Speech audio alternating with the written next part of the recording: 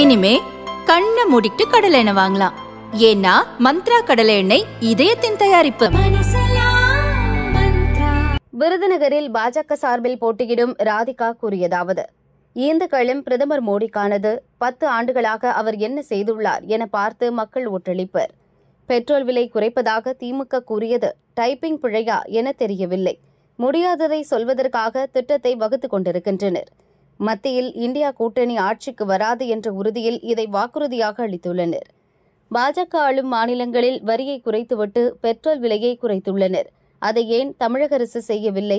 இரு திராவிட கட்சிகள்தான் தேர்தலில் பணநாயகம் செழிக்க காரணம். பணம் கொடுத்து மக்களை ஏமாற்றுவதை விட சிறந்த ஆட்சியை கொடுக்க வேண்டும். இனி பட்டாசு விபத்தால் ஒரு இறப்பும் ஏற்படாது என வாக்குறுதி கொடுக்கிறேன் என ராதிகா கூறினார்.